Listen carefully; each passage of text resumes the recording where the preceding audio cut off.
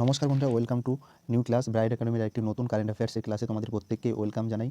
বলার আর অপেক্ষা রাখে না, ইতিমধ্যেই কিন্তু আমরা প্রত্যেকেই জেনে গেছি লেডি কনস্টেবলের পরীক্ষা 21/1/2024 সালে সংগঠিত হতে চলেছে। তো এইবার কিন্তু আর কারেন্ট অ্যাফেয়ার্স থেকে পিছিয়ে থাকলে হবে না, এবার নিয়মিত কারেন্ট অ্যাফেয়ার্সগুলো পড়তে হবে এবং রিসেন্ট কারেন্ট অ্যাফেয়ার্স থেকে কিন্তু খুব কম দিচ্ছে। পুরো 1 বছর কিংবা তারও পুরনো কারেন্ট অ্যাফেয়ার্স, রিসেন্ট যে সমস্ত এক্সামগুলি হয়েছে সেখানে দিচ্ছে অনেক পুরনো কারেন্ট অ্যাফেয়ার্স। তো সেই কথা মাথায় রেখে আমি কিন্তু কিছু সিলেক্টিভ কারেন্ট অ্যাফেয়ার্স এখানে এনেছি, যেগুলি হচ্ছে পুরো বছর থেকে কালেক্ট করা।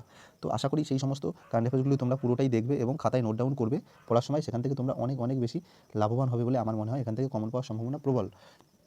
তো এই যে ব্রাইট একাডেমি সাবস্ক্রাইব করে পাশে থাকবে এবং চ্যানেলে যারা নতুন আছো তারা অবশ্যই সাবস্ক্রাইব করবে এবং না টেনে শেষ পর্যন্ত দেখতে থাকবে। তো আজকের প্রথম কোশ্চেন হচ্ছে, শ্রীনগরে ডাল হ্রদে ভাসমান সেন্টার খুলতে চলেছে কোন কোম্পানি? তো এখানে সঠিক অপশন হয়ে যাবে অ্যামাজন ইন্ডিয়া। শ্রীনগরে ডাল হ্রদে ভাসমান সেন্টার খুলতে চলেছে কিন্তু অ্যামাজন ইন্ডিয়া। 2 নম্বর কোশ্চেন, মহারাষ্ট্র সরকার প্রথম উদ্যোগরত্ন পুরস্কার পাচ্ছেন কে? মহারাষ্ট্র সরকারের প্রথম উদ্যোগরত্ন পুরস্কার পাচ্ছে রতন টাটা।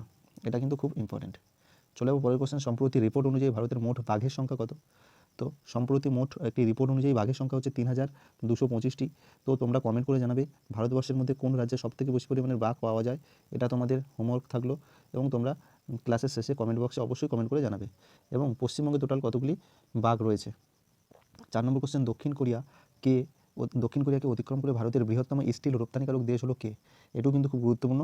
এর আগে দক্ষিণ কোরিয়া ছিল ভারতের স্টিল রপ্তানিকারক সবথেকে বেশি। তো দক্ষিণ কোরিয়াকে অতিক্রম করে চীন কিন্তু ভারতের প্রথম বৃহত্তম স্টিল রপ্তানিকারক দেশে পরিণত হলো চীন। চলে যাবো পরবর্তী কোশ্চেন, সম্প্রতি লোকমান্য তিলক ন্যাশনাল অ্যাওয়ার্ড পেলেন কে? তো সম্প্রতি লোকমান্য তিলক ন্যাশনাল অ্যাওয়ার্ড পেয়েছেন কিন্তু আমাদের প্রধানমন্ত্রী নরেন্দ্র দাস দামোদর মোদী। 6 নম্বর কোশ্চেন, ফুটবলের ইতিহাসে হিট নয়, এটা হেট, এটা একটু প্রিন্টিং মিস্টেক হয়ে যাচ্ছে। হেড দিয়ে সর্বোচ্চ গোল স্কোরার হলেন কে? তো এটি সঠিক অপশন হয়ে যাবে রোনাল্ডো। তো তোমরাও এখানে কিন্তু একটি হোমওয়ার্ক দেবো তোমাদের, যেটা পরীক্ষাতে আসার মতো। রোনাল্ডো এখন বর্তমান কোন ক্লাবে খেলছেন? ঠিক আছে, CR7 নামে যে পরিচিত ক্রিস্টিয়ানো রোনাল্ডো এখন কোন ক্লাবে খেলছে, এটা তোমাদের হোমওয়ার্ক, তোমরা অবশ্যই জানাবে। এটা কিন্তু পরীক্ষায় আসার মতো কোশ্চেন, খুবই গুরুত্বপূর্ণ, খবরের শিরোনামে আছে। এবং সাথে সাথে নেইমার জুনিয়র কোন দলে খেলছে এবং মেসি কোন ক্লাবে খেলছে, এই তিনটি, মেসি, নেইমার জুনিয়র এবং রোনাল্ডো কোন ক্লাবে খেলছে, এইখান থেকে একটা কোশ্চেন অবশ্যই আসবে। মেসি থেকে কিন্তু WBCS কোশ্চেন একটা এসছে। ঠিক আছে, এই খেলা সংক্রান্ত টপিকগুলি থেকে অবশ্যই কোশ্চেন আসে। চলে যাবো পরের কোশ্চেন, কোন দেশ রুবেলা ভাইরাস সফলভাবে নির্মূল করেছে? তো সঠিক অপশন কিন্তু এখানে ভুটান হচ্ছে রুবেলা ভাইরাস সঠিকভাবে তাদের দেশ থেকে নির্মূল করে দিয়েছে। ভারতের কোন প্রতিবেশী দেশ সম্প্রতি তাদের সংবিধান পরিবর্তন করেছে? তো সঠিক অপশন নেপাল। এটি WBCS এসেছে 2023 সালের প্রিলিমসে। পরের কোশ্চেন, টেস্ট ক্রিকেট থেকে অবসর ঘোষণাকারী ইয়ং মুইন আলী, টেস্ট ক্রিকেট থেকে অবসর ঘোষণাকারী মুইন আলী কোন দেশের খেলোয়াড়? তো ইংল্যান্ডের মুইন আলী কিন্তু একজন অলরাউন্ডার। 10 নম্বর কোশ্চেন, 2023 সালে আয়োজিত প্রথম ওমেন্স প্রিমিয়ার লিগ কোন দল জয়ী হয়েছে? এটিও ইম্পর্টেন্ট তোমাদের জন্য, এটি হচ্ছে মুম্বাই ইন্ডিয়ান্স। তো এখানে অরেঞ্জ কাপ কে পেয়েছে তোমরা কমেন্ট করে জানাবে, মুম্বাই ইন্ডিয়ান্স যে ওমেন্স প্রিমিয়ার লিগে। 11 নম্বর কোশ্চেন, কোথায় উন্মেষ ও উৎকর্ষ নামে ফেস্টিভ্যালের উদ্বোধন করলেন আমাদের সম্মানীয় রাষ্ট্রপতি দ্রৌপদী মুর্মু? তো এটি মধ্যপ্রদেশ। 12 নম্বর কোশ্চেন, 123তম ডুরান্ড কাপ শুরু হলো কোন শহরে? এটি চেন্নাই শহরে শুরু হয়েছে এবং এটি কিন্তু কাপটি জিতেছে মোহনবাগান। এটি ভারত তথা এশিয়ার সবথেকে বৃহৎ ফুটবল প্রতিযোগিতা ডুরান্ড কাপ। 13 নম্বর কোশ্চেন, সম্প্রতি 2023 সালে দেওধর ট্রফি জিতল কোন জোন? তো 2023 সালে দেওধর ট্রফি জিতেছে কিন্তু south zone, very very important. 14 নম্বর কোশ্চেন, তীরন্দাজিতে কনিষ্ঠতম বিশ্ব চ্যাম্পিয়ন হলেন ভারতের কে? অদিতি স্বামী। এটিও ইম্পর্টেন্ট। অদিতি স্বামী সবথেকে কনিষ্ঠতম কিন্তু তীরন্দাজিতে বিশ্ব শ্রেষ্ঠ চ্যাম্পিয়ন হয়েছেন। 15 নম্বর কোশ্চেন, প্রাইভেট ইংলিশ মিডিয়াম স্কুলগুলিতে বাংলাকে দ্বিতীয় ভাষা হিসেবে বাধ্যতামূলক করতে চলেছে কোন রাজ্য?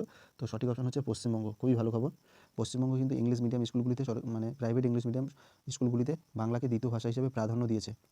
16 নম্বর কোশ্চেন, কেরালার বিধানসভার নাম পরিবর্তন করে কী রাখা হলো?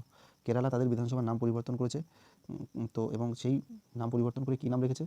কেরালাম। ঠিক আছে, এটাও কিন্তু ইম্পর্টেন্ট। আমি যেই সমস্ত তথ্যগুলো এখানে নিয়ে এসেছি, মানে কোশ্চেনগুলো নিয়ে এসেছি, তোমরা দেখলেই বুঝতে পারবে কোশ্চেনগুলি মানে খুবই খুবই গুরুত্বপূর্ণ, পরীক্ষায় আসার মতো। এখান থেকে কমন তোমরা পেলেও পেতে পারো। তো এই প্রত্যেকটা কোশ্চেন তোমরা পড়ার সময় নিজেদের খাতায় নোট ডাউন করবে এবং পরীক্ষায় পুরো সাজেস্টিভ, তোমাদের আর বেশি কিছু ভাবতে হবে না। এবং আগামী সিরিজগুলোতে আমি আনবো, যদি তোমরা অবশ্যই কমেন্ট করে জানাও যে সিরিজটি দাদা ভালো হচ্ছে, তাহলে কিন্তু আমি চালাবো এবং আগামী সিরিজে অবশ্যই এই ধরনের কোশ্চেন আনার চেষ্টা করবো। ভারতের প্রথম 3D, আরেকটি গুরুত্বপূর্ণ ব্যাক টু ব্যাক কোশ্চেন, ভারতের প্রথম 3D প্রিন্টেড পোস্ট অফিস কোথায় উদ্বোধন করা হলো? তো বেঙ্গালুরুতে প্রথম ভারতের 3D 3D printed post office চালু হয়েছে বেঙ্গালুরুতে। 18 নম্বর কোশ্চেন, ডোপিং টেস্টে ফেল হয়ে 4 বছরের জন্য ব্যান হলেন ভারতের কোন দৌড়বিদ? দ্যুতি চাঁদ। দ্যুতি চাঁদ ডোপিং টেস্টে ফেল হয়ে 4 বছরের জন্য কিন্তু নির্বাসিত হয়েছেন। তিনি একজন অ্যাথলেটিক্স। এই কোশ্চেনটাও জেনে রাখা দরকার। 19 নম্বর কোশ্চেন, G20 ফিল্ম ফেস্টিভ্যাল শুরু হলো কোন শহরে? তো G20 ফিল্ম ফেস্টিভ্যাল শুরু হয়েছে নিউ দিল্লিতে।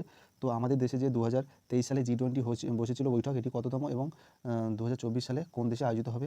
এটাও তোমাদের হোমওয়ার্ক, তোমরা কমেন্ট করে জানাবে, তবে আমি বুঝবো তোমরা কেমন কারেন্ট অ্যাফেয়ার্স করেছো। 20 নম্বর কোশ্চেন, হরমিনপ্রীত সিং এবং এর সাথে এশিয়ান গেমস 2023 এ উদ্বোধনী অনুষ্ঠানে ভারতের পতাকা বাহক কে ছিলেন? লাভলিনা বরগোহাইন। তো সঠিক অপশন হবে লাভলিনা বরগোহাইন। তো আজকের এই 20টি কোশ্চেন আমি তোমাদের সাথে আলোচনা করলাম, তোমরা কমেন্ট করে জানাও ক্লাসটি কেমন হয়েছে। আশা করি তোমাদের ভালো লাগবে এবং এই কোশ্চেনগুলি কিন্তু খুবই গুরুত্বপূর্ণ, তোমাদের নিজেদের খাতায় নোট ডাউন করবে।